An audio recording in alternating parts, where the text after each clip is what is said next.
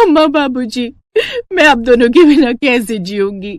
आप दोनों एक साथ ही मुझे छोड़कर चले गए, मैं आपके बिना नहीं रह पाऊंगी।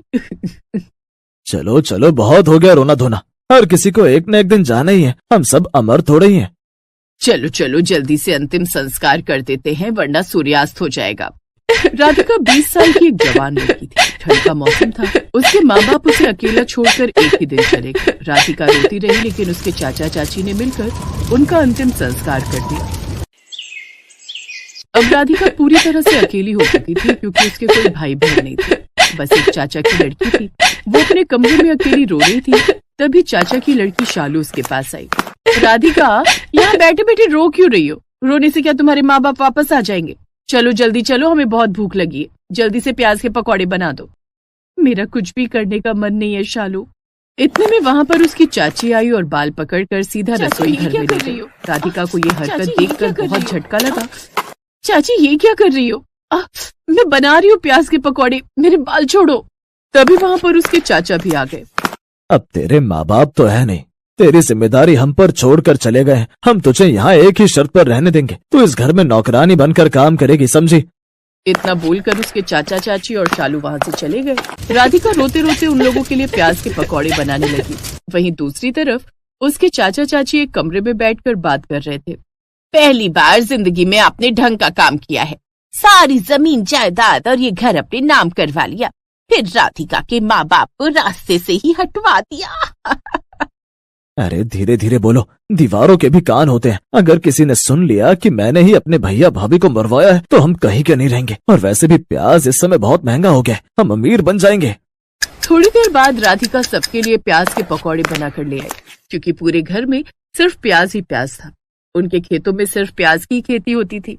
अगले दिन उनके खेतों में ढेर सारे प्याज हुए, जिसे बेचकर वे खूब पैसे वाले हो गए। हालांकि धनवान तो वो लोग पहले से ही थे। अब हर वक्त वो लोग राधिका से कभी प्याज के पकौड़े और उसे कुछ भी खाने को नहीं देते थे। वो सिर्फ बोरे से प्याज निकालकर कच्चा ही खाया करती थी। एक रात वो यही सब सोचकर रो रही थी। अम्मा बाबूजी, आप लोग क्यों मुझे छोड़कर चले गए? मुझे भी अपने साथ ले चलते। यहाँ तो मेरे साथ दुश्मनों जैसा बर्ताव किया जा रहा है। पहले तो चाचा चाची बहुत सीधे थे, पर अब आप लोगों के जाने के बाद पता नहीं इन लोगों को क्या हो गया। यही सब सोचते सोचते राधिका को नींद आ गई और वो सो गई। उसके सपने में उसके माँ बाप आए। रो मत मेरी बिटिया, तुम्हारी जिंदगी में अब कोई तकलीफें नहीं रहेंगी। हाँ राधिका बिटिया, हमारे साथ बहुत बड़ा धोखा हुआ है, लेकिन फिक्र मत करो। कल प्याज की बोरी में तुम्हें कुछ ऐसा मिलेगा जो तुम्हारी जिंदगी बदल देगा। इतने में राधिका की नींद खुल गई। वो हैरान होकर इधर उधर देखने लगी। घड़ी में देखा तो सुबह के 6 बज रहे थे। तभी उसकी चाची ने एक आवाज दी। शालू, जल्दी से उस नौकरानी को जगा दे और बोल जल्दी हमारे लिए प्याज के पराठे और मस्त गर्मा गर्म चाय बना दे, वैसे भी बाहर बहुत ठंड है। शालू भागकर राधिका के कमरे में गई और उसे प्याज के पराठे बनाने का ऑर्डर दे दिया। जब राधिका नहा धोकर बोरे से प्याज निकालने गई, तब उन प्याजों के बीच में से उसे एक चमकता हुआ सोने का प्याज दिखाई दिया। ये प्याज तो सोने का लग रहा है। याद आया, कल मेरे माँ बाप ने कहा था कि मेरे साथ कोई चमत्कार होगा। शायद वो यही चमत्कार है। राधिका ने सोने का प्याज अपने पॉकेट में रख लिया और किचन में जाकर खाना बनाने लगी। उसने जल्दी से अपने चाचा चाची और शालू को प्याज के पकौड़े और चाय दी। उसके बाद अपने कमरे में आकर दरवाजा बंद कर लिया। सोने के प्याज को उसने टेबल पर रखा और उसे देखने लगी। अब मैं इस सोने के प्याज का क्या करूं? अगर मैंने चाचा चाची या शालू को बताया तो वो लोग मुझसे ये छीन लेंगे। राधिका ये सब सोच ही रही थी कि तभी अचानक उसके चाचा ने उसके दरवाजे पर एक लात मारी, जिससे दरवाजा टूट गया। तीनों राधिका के कमरे में आ गए। राधिका घबरा गई। राधिका ने जल्दी से वो सोने का प्याज अपनी जेब में रख लिया। नालायक, बेगैरत, तेरे अंदर बिल्कुल भी तमीज नहीं है। तूने कैसे पराठे बनाए हैं? आधे कच्चे आधे पक्के, एक तो जला हुआ था। तू इस घर में रहने लायक ही नहीं है। इस घर से निकलकर हमारे पीछे वाले जंगलों में जाकर रह। तेरी चर्बी कुछ ज्यादा ही बढ़ रही है ना आजकल। और हाँ, तू इस घर की नौकरानी है तो खाना बनाने के वक्त आ जाना और फिर जंगल में चली जाना।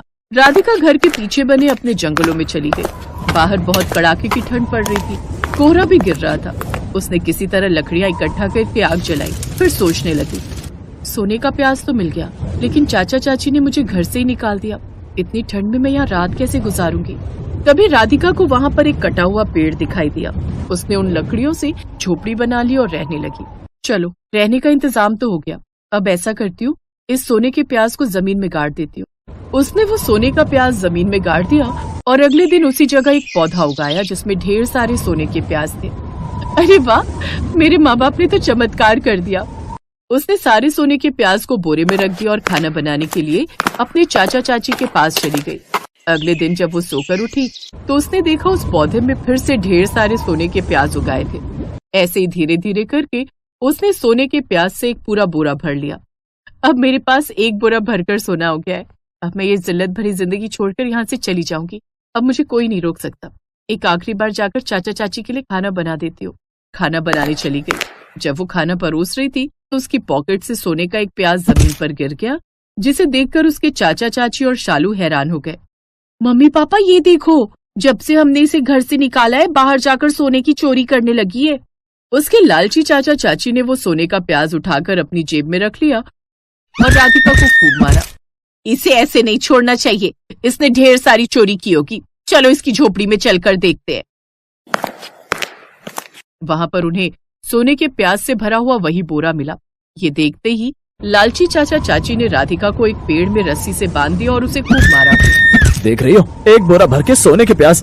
हम तो एक झटके में ही करोड़पति बन गए। अब ऐसा करते हैं, जैसे इसके माँ बाप को रास्ते से हटाया था वैसे ही इसे भी मार मार कर रास्ते से हटा देते हैं। इसका मतलब आप लोगों ने मेरे माँ बाप की जान ली। आप लोगों ने मुझ पर और मेरे माँ बाप पर बहुत अत्याचार किए, उनके साथ धोखा किया। अब तुम लोग चाहे कितनी भी कोशिश कर लो, सोने के प्याज से कीड़े निकलने लगेंगे।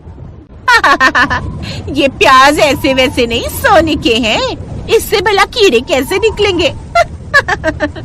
थोड़ी देर में सोने के बोरे के अंदर से ढेर सारे कीड़े निकलकर राधिका के चाचा चाची और शालू के पूरे बदन पर रेंगने लगे और उनका शरीर मिट्टी में मिल गया। राधिका ने किसी तरह खुद को आजाद किया। अब जितने भी सोने के प्याज थे सब कीड़े बन चुके थे। उसके पास कुछ बचा ही नहीं था।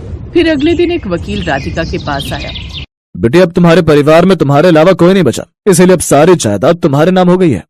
इतना कहकर वो वकील वहाँ से चला गया। इतने सारे खेत और इतने बड़े घर का मैं अकेले क्या करूंगी? मेरे पास तो पैसे भी नहीं है कि खेती कर सकूं। तभी उसकी नजर बोरे पर गई। उसमें एक सोने का प्याज अभी भी बचा हुआ था। राधिका ने वो सोने का प्याज उठाया और अपने खेतों में गाड़ दिया। अगले दिन उसके पूरे खेतों में अब सोने के प्याज उगाए थे। अरे वाह, मेरे माँ बाप ने तो फिर से चमत्कार कर दिया। आप लोगों का बहुत धन्यवाद माता पिता। अब मैं इन्हें बेचकर अपनी जिंदगी खुशी से बिता सकती हूँ।